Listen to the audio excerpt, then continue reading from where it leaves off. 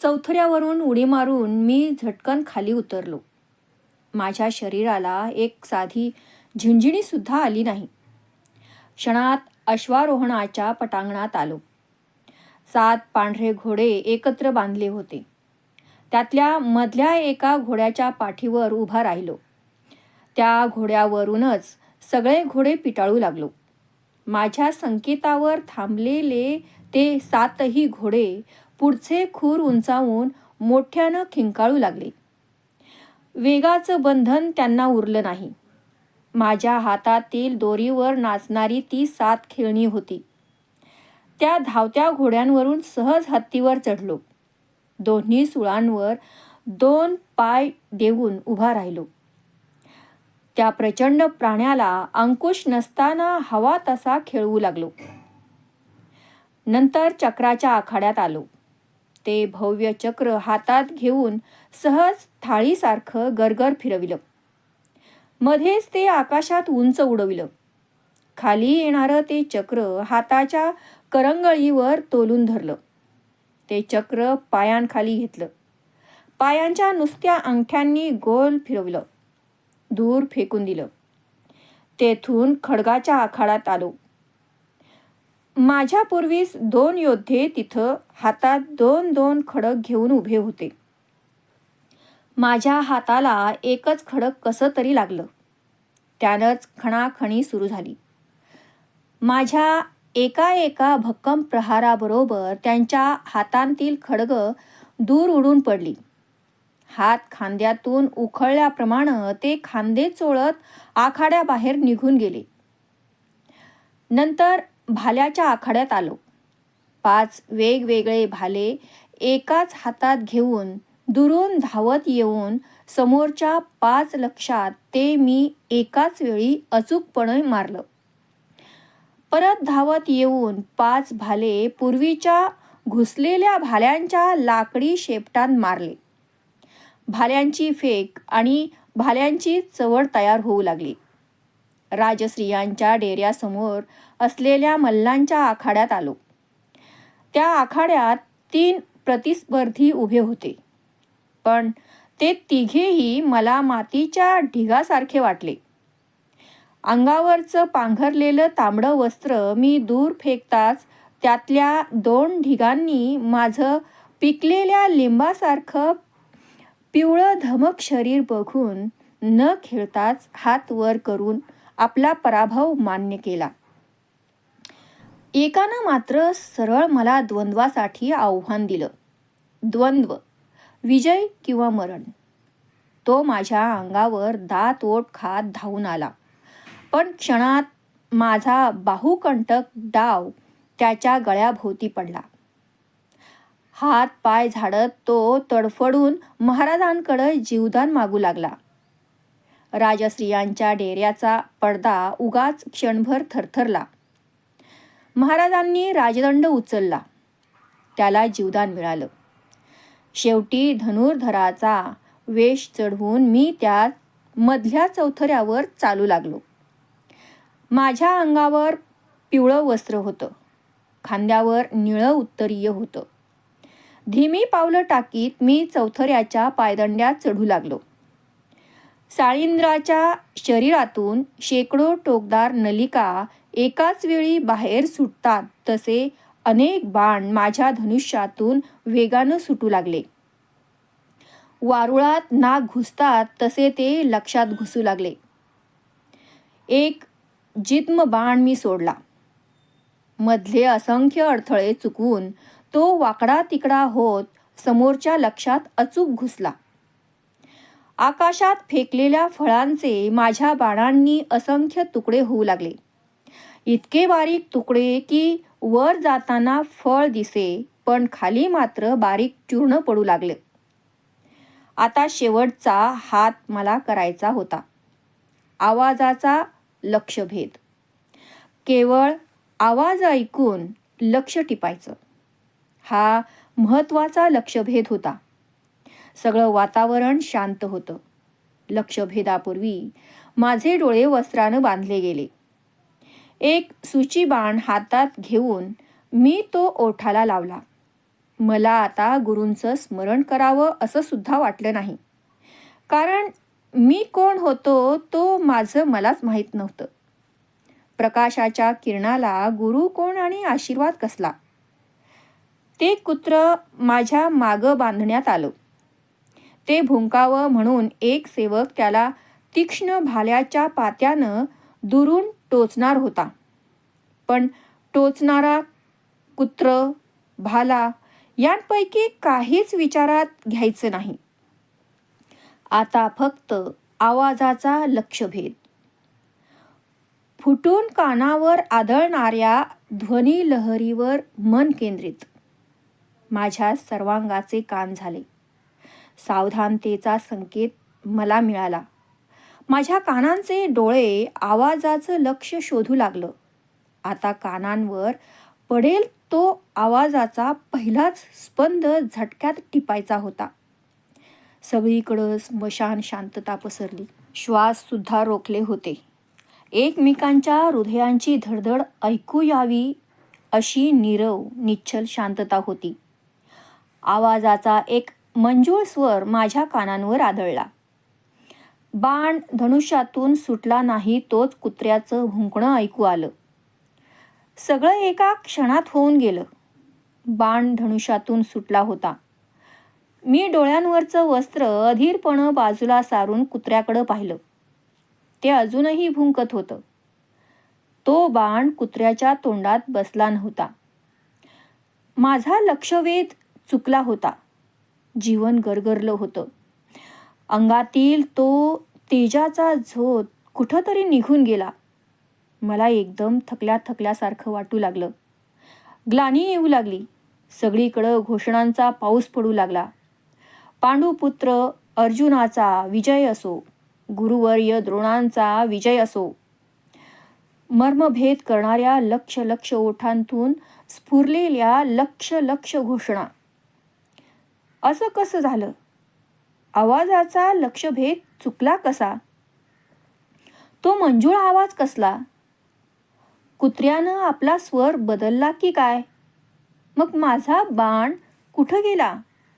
असंख्य प्रश्नांच्या विजा माझ्या मनाच्या कोंदटलेल्या ढगाळ आकाशात चमकू लागल्या.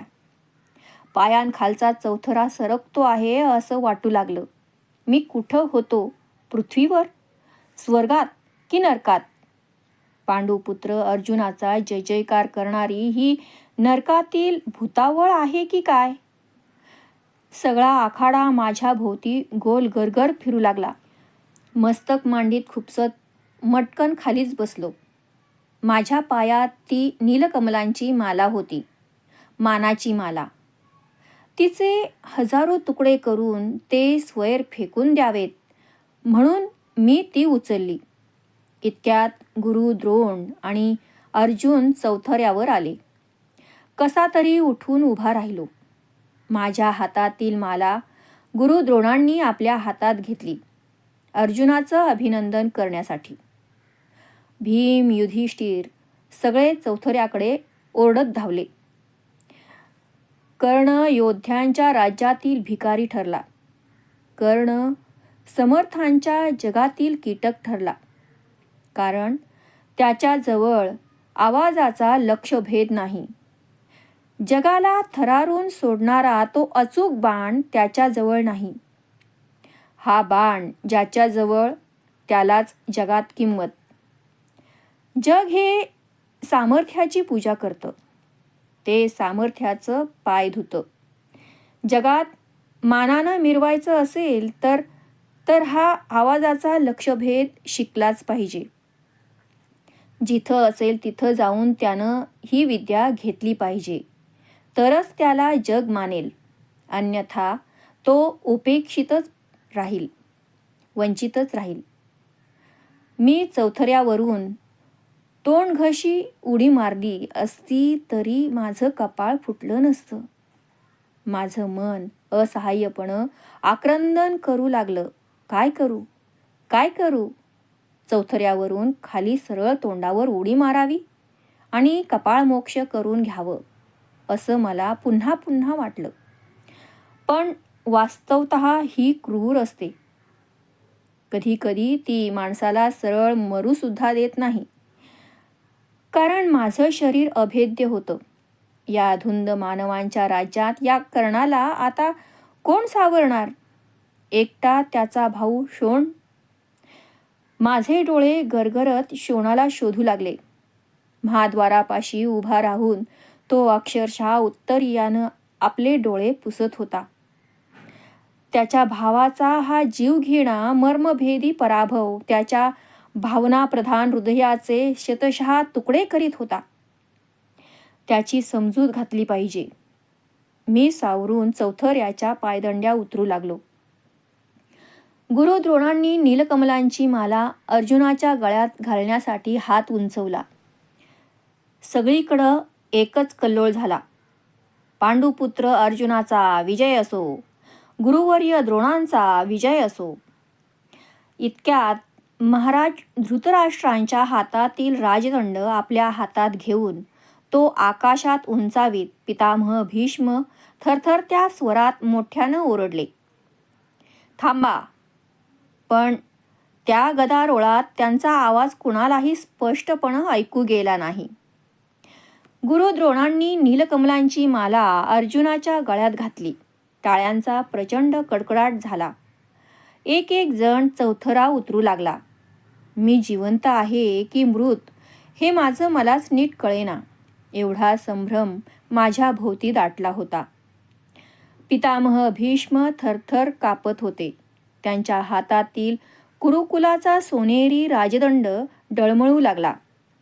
हातातील राजदंड उंच उंच उचलून एकसारखे हात हलवीत नगरजनांना संकेत करू लागले. राजकुमार अर्जुनानं ते पाहिलं. त्यानं हात उंच करून सर्वांना थांबण्याचा निकराचा संकेत करताच सगळा आखाडा शांत झाला. पितामह भीष्मांचा कंपित पण कणिमय धारदार आवाज ती शांतता चिरू लागला. गुरु द्रोण आणि हस्तिनापुरातल्या नगरवासियांनो, मी गंगापुत्र ज्येष्ठ कौरव भीष्म सांगतो आहे. अर्जुन आजचा सर्वश्रेष्ठ धनुर्धर नाही. सगळ्यांची हृदय पुन्हा धडकू लागली. सगळ्या आखाड्यावर कुतूहलाचं किचकट जाळं पसरलं. नगरजन कुजबूज करू लागले. कोणीतरी मोठ्यानं ओरडलं, मग पितामह, कोण आहे सर्वश्रेष्ठ धनुर्धर? तुम्हीच सांगा. कर्ण. पितामहांचा घनगंभीर आवाज सगळ्यांच्या कानात बाणासारखा घुसला. मी आणि शोण महाद्वारातून बाहेर पडणार होतो, पण तो आवाज ऐकताच आम्ही परतलो. तो कसा? गुरु द्रोणांनी त्यांना लागलीच विचारलं. गुरु द्रोण, अर्जुनाच्या प्रेमानं तुम्हाला आंधळं बनविलं आहे. नुसतं आंधळं नाही तर बहिरंसुद्धा. प्रेम मग ते वाजवीपेक्षा अधिक असेल तर तोही दुर्गुणच. सांगा पितामह, काय झालं? चारीकडून आवाज उठला. आवाजाचा लक्षभेद जाणण्याची पात्रता या आखाड्यात केवळ 4च लोकांत आहे. एक कर्ण, दुसरे द्रोण, तिसरा अर्जुन आणि चौथा मी. हात उंचावून पितामह म्हणाले. आता आखाड्यात एकट्या पितामह भीष्मांकडे लोक पाहू लागले. कुरुकुलांचं ते निखळ सत्य आपल्या धारदार जिभेनं सगळ्या लोकांचे लचके तोडू लागले. दाढीचे पांढरे शुभ्र केस हलू लागले. या चौघांपैकी कर्ण अर्जुनाप्रमाणे स्पर्धक होता. त्याला डोळ्यांवरच्या वस्त्रांमुळं त्याचे बाण स्वतःला पाहता आले नाहीत. राहिलो अर्जुन, मी आणि द्रोण. पण अर्जुनाचं आणि द्रोणांचं लक्ष केवळ कुत्र्याच्या भुंकण्याकडं राहिलं. त्यांनी दुसरं काहीच ऐकलं नाही. पण मी सांगतो, कुत्र्याच्या भुंकण्यापूर्वी एक मंजूळ आवाज आला होता. त्या वीर कर्णानं तो आवाज अचूक टिपला आहे. म्हणून कुरुकुलाचं भूषण असलेली ती माला आज कर्णाच्या गळ्यात पडायला पाहिजे होती. कसला आवाज पितामह? सगळीकडून प्रश्नांचा वर्षाव झाला. कसला आवाज? कसला आवाज? मला गंगेकाठी पहिल्या प्रथम पितामह भीष्मांची गाठ पडली होती तो प्रसंग आठवला. त्यावेळी ते म्हणाले होते, या गंगेवर माझ्यापूर्वी येणारा तू पहिलाच माणूस आहेस. माझं मन भरून आलं. ते मला आतून सांगू लागलं, पितामह, या हस्तिनापुरात मी पाहिलेले तुम्हीच पहिले निगर्वी आणि सत्यवचनी पुरुष श्रेष्ठ आहात. धन्य आहे तुमच्या सत्यनिष्ठेची. आपला आवाज स्थिर करून तो उंचावीत ते म्हणाले, कुत्र्याच्या भुंकण्यापूर्वी समोरच्या तमाल वृक्षावर एक पत्ररथ पक्षीण आपल्या पिल्लाच्या चोचीत चारा घालून चिवचिवली होती. कर्णानं तो आवाज कानावर पडताच क्षणात अचूक टिपला आहे. अजूनही समोरच्या वृक्षावर ती पक्षीण भेदरून आपल्या तोंडात तसाच तो सूची बाण घेऊन बसलेली मला इथून स्पष्ट दिसते आहे. हा लक्षभेद अर्जुनापेक्षा कितीतरी सरस आणि श्रेष्ठ आहे. कर्ण आजचा सर्वश्रेष्ठ वीर आहे. एका तमालाच्या झाडाकडं त्यांनी बोट केलं. त्यांच्या बोटाच्या दिशेनं हजारो डोळे सरसर धावले. एक उत्सुक पारधी त्या झाडाकडं धावला. आरोळ्यांच्या आवाजानं गांगरून गेलेल्या एका पक्षिणीला त्यानं कौशल्यानं पकडून आणलं. ती पक्षीण त्यानं पितामहांच्या हातात दिली. त्यांनी तिच्या चोचीत अडकलेला माझा सूची बाण उपसला. परत तिनं तोच नाजूक मंजूळ चिवचिवाट केला. मला तो ऐकताच सर्व प्रकाराची संगती लागली. तिला त्यांनी आकाशात सोडून दिलं. चिवचिवात ती आपल्या घरट्याकडं फडफड करीत निघून गेली.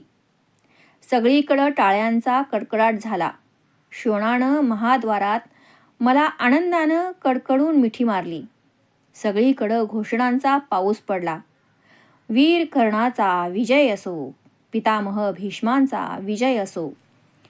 वातावरणातला कण न कण गंगेतल्या जलबिंदूसारखा थुईथुई नाचू लागला. कुठल्या तरी अशोकावर एक कोकिळ तानांवर ताना घेऊ लागला. माझ्या मनात अनेक परस्पर विरोधी भावनांचा संमिश्र गोंधळ झाला. पितामह भीष्मांबद्दलच्या आदरानं क्षणात मन भरून येऊ लागलं, तर क्षणात घाईघाईनं अर्जुनाच्या गळ्यात अजिंक्यपदाची मानाची माला घालणाऱ्या द्रोणांच्या तिरस्कारानं ते पेटू लागलं. क्षणात माझ्यासाठी डोळे पुसणाऱ्या माझ्या प्रेमळ भावाच्या निर्भेळ प्रेमानं माझं मन गहिवरू लागलं, तर क्षणात आपल्या कंठात ती माला अडकविणाऱ्या राजपुत्र अर्जुनावरच्या संतापानं ते थरथरू लागलं. मन म्हणजे रंग बदलणारा सरडा असतो की काय न कळे. अशा विविध भावनांच्या वेळी एकच भावना श्रेष्ठ ठरते आणि ती म्हणजे क्रोधाची. क्रोध हा अग्नीसारखा असतो. अपसमजाचा वारा त्याला लागला तर त्याचा वणवा होतो. त्या वणव्यात इतर सर्व कोमल भावनांची जळून राख होते आणि हा वणवा एकदम पेटला की आवरत नसतो. माझे ओठ रागानं थरथरू लागले. कानातील कुंडलं लाल झाली. मी सर्वश्रेष्ठ असतानाही अर्जुनाच्या गळ्यात नीलकमलांची माला का? पितामह भीष्मांसारख्या सत्यवचनी आणि निष्पक्ष पंचाच्या निर्णयाला इथं काय मान आहे? माझ्या कानांवर शब्दांचे आघात पडू लागले. आज आम्ही धन्य झालो. कर्णासारखा धनुर्धर निखिल आर्यावर्तात मिळणार नाही. पण बिचाऱ्याचा यथोचित सत्कार झाला नाही. समाज तरी किती ढोंगी असतो. तो एकदा एकाला तर एकदा भलत्यालाच शिरावर घेऊन नाचायला तयार असतो. आज आमच्या डोळ्यांचं पारणं फिटलं. असला लक्षभेद आम्ही पाहिला नाही आणि ऐकलाही नाही. पण ती मला कर्णाच्या गळ्यात पडायला हवी होती. त्यांची पोकळ सहानुभूती माझी लाही लाही करू लागली. अंगातील रक्त जोरात फिरत मला गरजून सांगू लागलं, जगाच्या सहानुभूतीवर जगण्यासाठी तुझा जन्म नाही झाला कर्णा. उठ आणि स्वतःचा निखळ विजय सिद्ध कर. खांद्यावरचं उत्तरीय मी परत शोणाच्या अंगावर फेकलं आणि चौथऱ्याच्या दिशेनं नगरजनांच्या जमावात घुसलो. आता आखाड्याला यात्रेचं स्वरूप आलं. न्याय अन्याय, सत्य असत्य काय हे आखाड्यातील बऱ्याच लोकांना समजेना. मी हात उंचावून थांबण्याचा संकेत करताच माझ्यावरच्या प्रेमानं भारावलेला तो अफाट जनसमुदाय खाली बसला. मी काय म्हणतो ते ऐकण्यासाठी हजारो कान टवकारले गेले. हात उंचावून उच्च स्वरात मी म्हणालो, माझ्या गळ्यात नीलकमलांची माला पडली नाही म्हणून माझा विजय कलंकित आहे असं जर अजूनही कुणाला वाटत असेल तर मी कर्ण हस्तिनापुरातल्या चौथऱ्यावर उभा राहून पांडुपुत्र अर्जुनाला द्वंद्वासाठी स्पष्ट आव्हान देतो आहे. द्वंद्वयुद्धच ठरवील की श्रेष्ठ कोण. मला कुणाचीही भिक्षा नको होती. सगळे लोक परत उठले. त्यांनी घोषणा केल्या, बरोबर आहे, बरोबर आहे. सगळ्या लोकांचे कान महाराष्ट्र धृतराष्ट्र काय निर्णय देतात इकडं लागले. सगळीकडं शांतता पसरली. इतक्यात कृपाचार्य मध्येच आपल्या आसनावरून उठले आणि तरातरा चालत चौथऱ्यावर आले. माझ्याकडं एक तिरस्काराचा भेदक कटाक्ष टाकून महाराजांना अभिवादन करू लागले. ते म्हणाले, महाराज, मी कर्णाच्या पथकाचा गुरुदेव कृपाचार्य बोलतो आहे. कर्ण हा तसा माझा शिष्य आहे, पण मला त्याचं कधी कुल माहीत नाही. त्यानंही कधी ते कुणाला सांगितलं नाही. राजपुत्र अर्जुन हा क्षत्रिय कुलोत्पन्न आहे.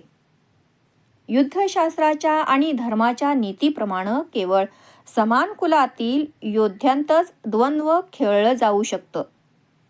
या हस्तिनापुरातल्या सर्व नगरजनांना कर्णानं प्रथम आपल्या त्या दिव्य तेजस्वी कुलाचं नाव सांगावं, म्हणजे राजपुत्र अर्जुन त्याच्याशी केव्हाही द्वंद्व खेळेल.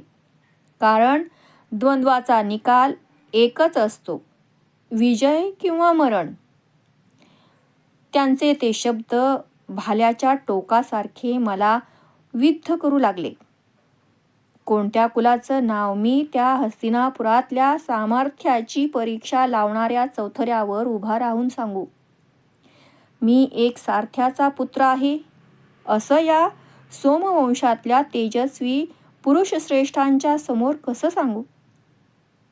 क्षणभर माझं मन विचाराच्या वादळात सापडलं. मान खाली घालून विचार करू लागलो. मनात दोन प्रबळ विचारांचं द्वंद्व सुरू झालं. एक मन ओरडून म्हणत होतं, सांग कर्णा, तुझी उघडी छाती फुगवून ताठपणं सांग की मी अधिरथ बाबा आणि राधा माता यांचा सुतपुत्र कर्ण आहे. मी शोणाचा भाऊ कर्ण आहे. मी सारथी कर्ण आहे. पण दुसरं मन म्हणत होतं, या सगळ्या कोत्या मनाच्या माणसात तुझ्या कुलाचं कोणत्या शब्दात आता स्वागत होईल. सगळेजण तुच्छतेनं म्हणतील, काय सारथ्याचा पुत्र, मग इथं कशाला आला. घोड्याच्या शाळेत पाठवा त्याला. माझ्या मनाचं रोपटं विचारांच्या वादळी वाऱ्यात इकडं तिकडं डोलू लागलं. पावसानं झोडपलेल्या देठ मोडलेल्या कमळाच्या फुलासारखी माझी मान आपोआपच खाली झाली. कोणीतरी चौथऱ्यावर येत होतं. मी अधीरतेनं मान उंचावून पाहिलं. तो युवराज दुर्योधन होता. तीच ऐटदार चाल, तेच तरतरीत नाक, तेच भेदक घारे डोळे, तेच घरंगळणाऱ्या उत्तरीयाला दिलेले दमदार झटके. आसुडासारखा कडकडीत आवाज काढीत हाताची भक्कम मूठ वळून आपले घारे डोळे सर्वांवर गरगर फिरवीत मंडल घेत तो म्हणाला, गुरुदेव कृपाचार्यांनी ही पराक्रमाची क्रूर चेष्टा चालवली आहे. क्षत्रिय क्षत्रिय म्हणून या कर्णात काय कमी आहे? धर्मशास्त्रांप्रमाणे क्षत्रिय कुणाला म्हणतात? ज्याच्या दंडात प्रचंड सामर्थ्य असतं त्याला, जो स्वतःचं असं राज्य धारण करतो त्याला, आणि जो राजकुलात जन्माला येतो त्याला. या कर्णानं आपलं सामर्थ्य या ठिकाणी प्रकट करून आपण क्षत्रिय आहोत हे स्पष्ट सिद्ध केलं आहे. तेवढ्यानंही कुणाचं समाधान होणार नसेल तर मी दुर्योधन आता याच ठिकाणी हे सिद्ध करतो की कर्ण हा एक क्षत्रियच आहे. पण हे द्वंद्व झालंच पाहिजे.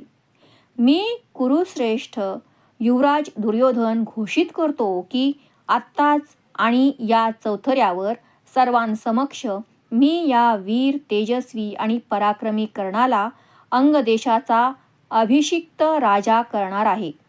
आजपर्यंत कौरवांच्या आधिपत्याखाली मगध देशाजवळ असलेला अंगदेश आता या क्षणापासून कर्णाचा होईल. कर्ण अंगराज होईल. त्यानं आपली पुष्टमान गरगर फिरविली आणि सर्वांचा प्रतिसाद घेतला. सगळीकडे शांतता होती. आपल्या वाकड्या आणि जाड भुवया जास्तच वाकड्या करीत त्यानं सेवकाला हाकारण्यासाठी टाळी वाजवली. एक म्हणता 10 सेवक चौथऱ्यावर गोळा झाले. त्यानं सर्वांना तोंडाला येतील त्या आज्ञा दिल्या. सिंहासन आणा, अभिषेकाचं जल आणा, पुरोहितांना बोलावून घ्या. थोड्याच वेळात चौथऱ्यावर एक सोन्याचं सिंहासन आलं. पाठोपाठ अभिषेकाचं जल आणि राजवस्त्र आली. त्यांच्यावर एक सोनेरी मुकुट आणि रुपेरी खडग होतं. पाठोपाठ 2 वृद्ध ब्राह्मण आले. सगळ्या लोकांना फुलं वाटण्यात आली. सगळीकडं चंदन, कस्तुरी तेलांचा सुगंध दरवळू लागला. दुंदुभी आणि नगारे वाजू लागले. सगळ्या आखाड्याला मंगल कार्याची कलाटणी मिळाली. काय घडलंय, काय घडतं आहे हेच कळेना. लोक कुजबुजू लागले. असला राज्याभिषेक महाराज मनूपासून महाराज धृतराष्ट्रांपर्यंत या हस्तिनापुरात झाल्याचं कधीच ऐकिवात नाही. ठीक झालं, त्या वीर पुरुषाचा आता योग्य सत्कार चालला आहे. पण या राज्याभिषेकानंतर काय? द्वंद्वात काय होणार? सर्व तयारी होताच युवराज दुर्योधनानं माझ्या दंडाला धरून मला त्या सिंहासनावर बसविलं. वृद्ध ब्राह्मणांनी सुस्वर स्वरात पवित्र मंत्र म्हणायला सुरुवात केली. थोड्या वेळापूर्वी जिथं आरोळ्या टाळ्या संवाद प्रतिसंवाद चालले होते तिथंच आता मंत्रांचे स्वर घुमू लागले. माझ्या मस्तकावर आर्यावर्तातील गंगा, यमुना, सरस्वती, सिंधू, गोमती अशा सर्व नद्यांतील पवित्र जल सिंचलं जाऊ लागलं. त्या जलात माझं मस्तक भिजत होतं तर ज्येष्ठ कौरव दुर्योधनाच्या निर्भेळ प्रेमाच्या जलगंगेत माझं मन भिजत होतं. किती विशाल नि तत्पर होतं त्याचं मन. आज जर तो पुढं झाला नसता तर? त्या नुसत्या विचारानंच माझं अंग शहारलं. कर्णाच्या जीवनात मोजक्याच व्यक्तींवर त्यानं प्रेम केलं होतं. एक त्याची आई वडील आणि भाऊ, दुसरं अश्वत्थामा, तिसरे पितामह भीष्म आणि आता निर्भय दुर्योधन. पण या सर्वांपेक्षा दुर्योधन वेगळा आहे. कारण त्यानं अधिक्षेपाच्या गर्तेत पडणाऱ्या मला स्वतःचा हात देऊन सावरलं. एका सामान्य माणसाला त्यानं क्षणात राजा केलं. या कर्णाच्या मनाचा एक कप्पा इथून पुढं एकट्या ज्येष्ठ कौरव दुर्योधनासाठीच राहील. मी मनोमन निर्धार केला. सिंहासनावर बसूनच त्यानं एक सोनेरी मुकुट माझ्या सोनेरी केसांवर बसविला, खांद्यावर राजवस्त्र टाकली आणि हातात रुपेरी खडक घेऊन ते खूप वर उंचावून गोल फिरवीत तो मोठ्यानं ओरडला, अंगराज कर्णाचा. सर्वांनी त्याला प्रचंड आवाज करून प्रतिसाद दिला, विजय असो. माझं मन दुर्योधनाच्या त्या अकल्पित धाडसानं भारून गेलं. त्याच्या घारसट डोळ्यात एक वेगळाच आनंद चमकत होता. त्याला कडकडून मिठी मारावी असं मला वाटू लागलं. सगळे नगरजन अंगराज कर्णाचा जय जयकार करीत होते. आज सारथ्याचा मुलगा सम्राट झाला. 6 वर्षात जे गुरु द्रोणांनी केलं नाही, कृपाचार्यांनी केलं नाही, पुढं आयुष्यभर कधीही केलं नसतं, ते आज एका पळभरात दुर्योधनानं केलं होतं. गदावीर दुर्योधन, युवराज दुर्योधन, अन्यायाला ठोकरणारा दुर्योधन, पराक्रमाची परीक्षा करणारा दुर्योधन, छे मित्र दुर्योधन, प्राणप्रिय साथी दुर्योधन. माझ्या डोळ्यांत अतीव कृतज्ञतेने 2 अश्रू उभे राहिले. ते जणू त्याला सांगत होते, सुरू दुर्योधना, आज मातीत पडलेलं कमलपुष्प तू राजमुकुटात बसविलस, धुळीतला हिरा तू कोंदणात बसविलास, अपमानाच्या प्रसंगी हात दिलास. आता माझं सगळं जीवन तुझ्यासाठी आहे, एकट्या तुझ्यासाठी. नगरजनांनी चोहोबाजूंनी माझ्यावर फुलं उधळली. माझं मन त्यांच्या प्रेमानं गुदमरून गेलं. आता द्वंद्व झालं आणि त्यात मी कामी आलो तरी काय बिघडणार होतं? यापेक्षा मानाचा मृत्यू दुसरा कुठला असणार? सगळ्यांनी फुलं उधळलेला मृत्यू, सिंहासनावरचा मृत्यू. आज या मित्रवर दुर्योधनासाठी मी प्राणपणानं द्वंद्व खेळीन. माझ्या 6 वर्षाच्या घनघोर अधिक्षेपाचं मूल्यही चुकतं करीन. आज मी रात्रंदिवस केलेल्या द्वंद्वाच्या सरावाची परीक्षा लागेल. आज माझ्या बाहुकंटकाची परीक्षा लागेल.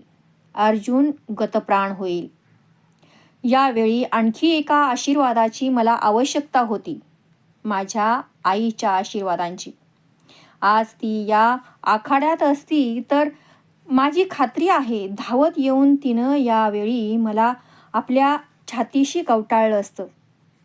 सर्वांसमक्ष तिनं लहानपणी घेतले तसे माझ्या कपाळाचे व कुंडलांचे पटापट मुके घेतले असते.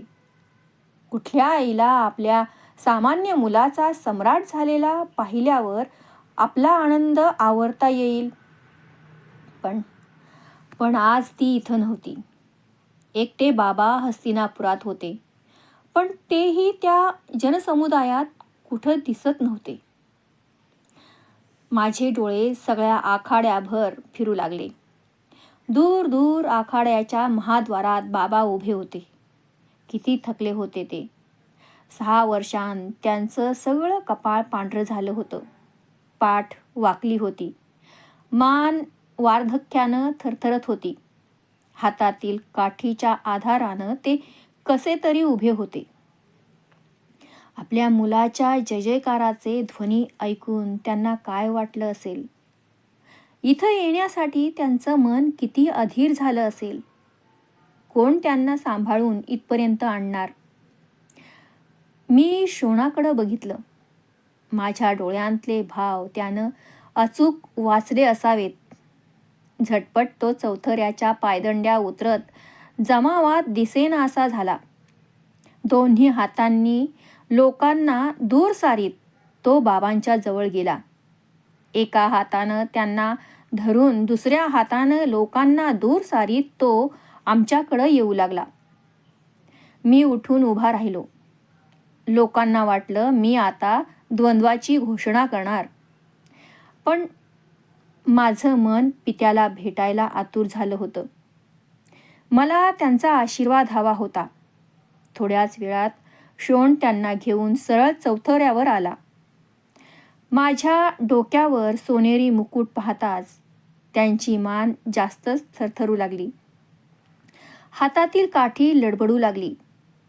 त्यांचे डोळे भरून आले. मी वाकून माझं मुकुटानं मंडित झालेलं मस्तक त्यांच्या चरणांवर ठेवलं. त्यांच्या डोळ्यांतून ओघळलेले 2 अश्रुबिंदू माझ्या मस्तकावर पडले. मला धन्य वाटलं. ज्या मस्तकावर गंगा, यमुना, सरस्वती यांचं पवित्र असं अभिषेकाचं जल पडलं होतं, त्याच मस्तकावर माझ्या पित्याचे मायेनं भरलेलं 2 अश्रुबिंदू पडले होते. आता या अंगराजकरणाचा अभिषेक खऱ्या अर्थानं पुरा झाला होता. या 2 अश्रुबिंदूपेक्षा अधिक पवित्र जल कोणतं असणार? माझा कंठ त्यांनी मजसाठी घेतलेल्या अपार कष्टांच्या स्मृतीनं दाटून आला. मला वर उठवीत घोगऱ्या आवाजात ते म्हणाले, कर्णा. माझ्याही तोंडातून तितक्याच सहजपणं उद्गार बाहेर पडले, बाबा. त्यांनी मला कडकडून मिठी मारली. त्यांच्या हातातील काठी गळून खाली पडली. सगळा आखाडा श्वास रोखून ते आलिंगन बघू लागला. क्षणभर चौथऱ्यावर काय चाललं आहे ते कुणालाच कळेना. सगळीकडं द्वंद्व पाहायला उत्सुक झालेली शांतता होती. मी बाबांना हाक मारल्याचं आणि त्यांच्या पाया पडल्याचं कृपाचार्यांनी पाहिलं होतं. झटकन पुढं होत हात उंचावून ते ओरडले, कर्ण हा एक सारथ्याचा पुत्र आहे. त्याचं आणि राजपुत्र अर्जुनाचं द्वंद्व कधीच होणार नाही. महाराजांचा सारथी अधिरथ याचा कर्ण हा पुत्र आहे. त्यांची ती घोषणा ऐकून राजकुमारांच्या बैठकीत असलेला भीम आपलं अवजड शरीर आवरीत उठला. हाताची बोटं तिरस्कारानं माझ्या दिशेनं झाडत तो म्हणाला, काय? सारथ्याचा पुत्र? मग तो या वीरांच्या आखाड्यात आलाच कसा? त्याला म्हणावं, आपल्या कुळाला शोभणारा प्रतोद हातात घे. जा इथून, जा. अश्वशालेत जाऊन घोड्यांना खरारा करून त्यांची लीद काढ. इथं या कुरुकुलाच्या पराक्रमी चौथऱ्यावर तो कशाला चढला आहे? कसं धैर्य झालं त्याचं? सगळे राजपुत्र कुत्सितपणानं खदखदून हसले. सगळीकडं गोंधळ झाला. जो तो एकमेकांच्या कानात कुजबुजू लागला, सारथ्याचा पुत्र, सूतपुत्र. माझं मन तडफडू लागलं, आक्रंदू लागलं सिंहासनावर. त्या शब्दांचे एकापेक्षा एक वरचढ आवाज माझ्या कानात तापलेल्या इंगळासारखे घुसू लागले. सारथ्याचा पुत्र, सूतपुत्र. 10, 20, 100 सहस्र मुखांतून शब्दांचे बाण, लिप्त बाण बाहेर पडू लागले. सारथ्याचा पुत्र, सूतपुत्र. आज हस्तिनापुरातील सत्यासत्याची चाड खरोखरच संपली काय? आज हस्तिनापुरातील न्यायान्यायाची जाणीव बुजली काय? या हस्तिनापुरात या कर्णाच्या भग्न हृदयाचा हा आक्रोश ऐकण्याइतकी एकाच्याही अंगात शक्ती नाही काय? या कर्णाचं तडफडणारं मन ओळखण्या एवढी एकातही शक्ती नाही काय?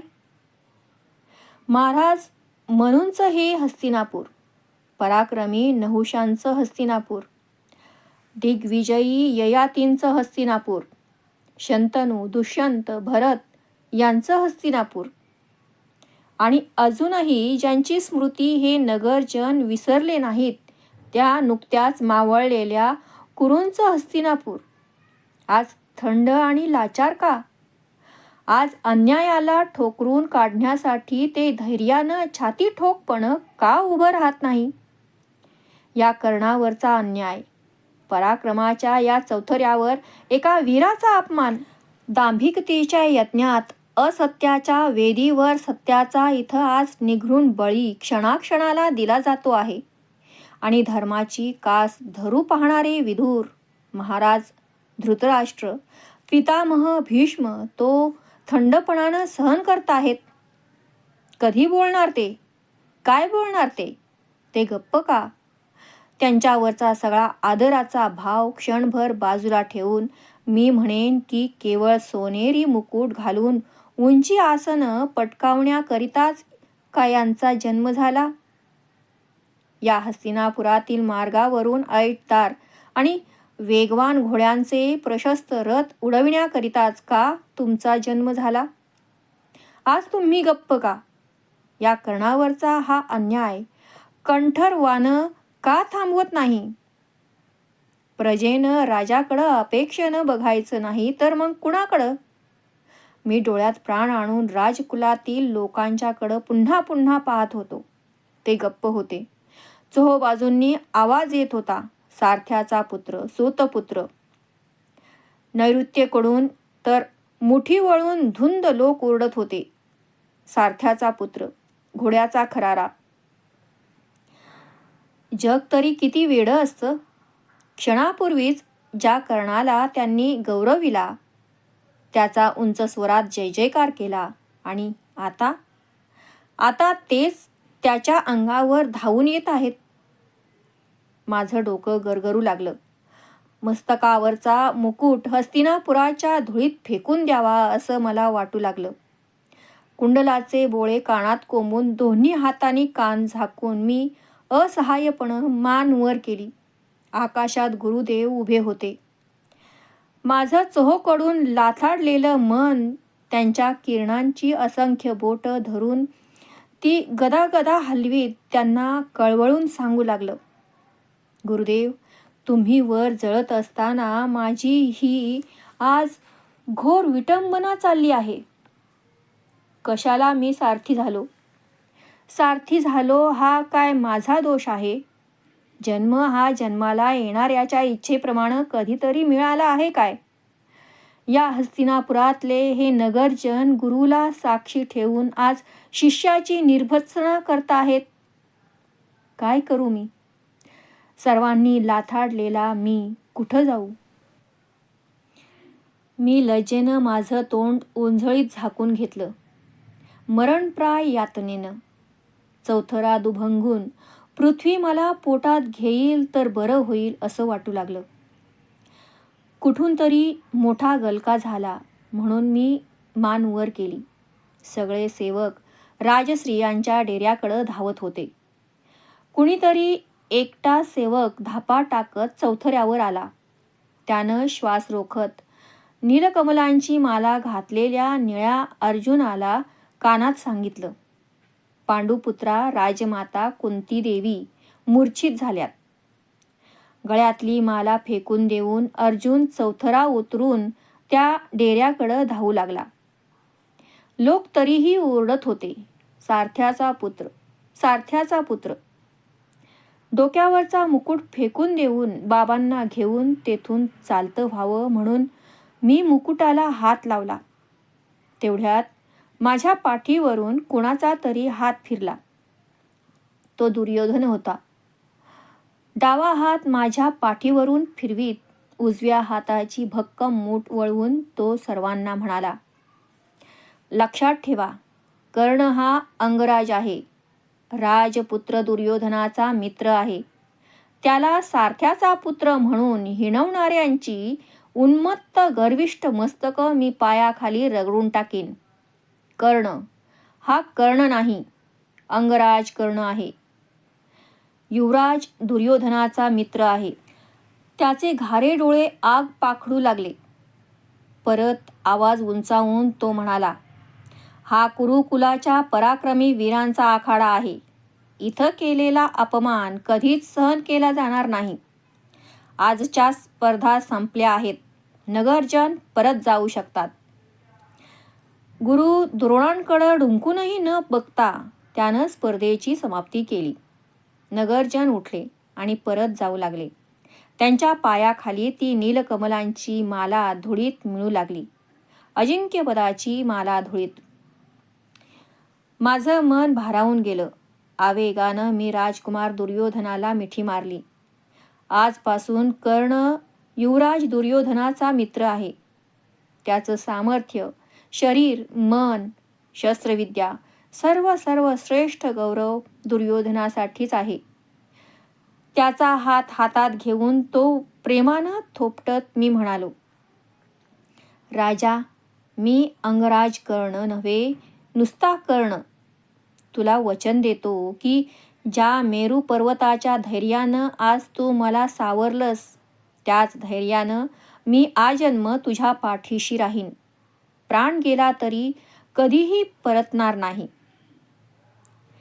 तो माझ्या कुंडलाकडं क्षणभर पाहत राहिला. सगळे नगरजन केव्हाच निघून गेले होते. आखाडा सुना होता. मी, शोण, दुर्योधन आणि बाबा चौथरा उतरू लागलो. पश्चिमेकडं मावळतीला चाललेल्या सूर्यदेवांना शेवटचा नमस्कार करावा म्हणून मी पाहिलं. त्यांच्यावर एक काळसर ढग उभा होता. धूसर प्रकाशात आखाड्यातले सगळे पोट आखाडे भेसूर दिसत होते. अश्वारोहणाच्या आखाड्यातील घोडी इकडं तिकडं कशी तरीच फिरत होती. शोणानं कौरवांच्या राजचिन्हाला घातलेली माला तेथेच होती, पण आता ती सुकली होती आणि कौरवांचा भगवा ध्वज न फडफडता मान टाकून स्वस्थ होता.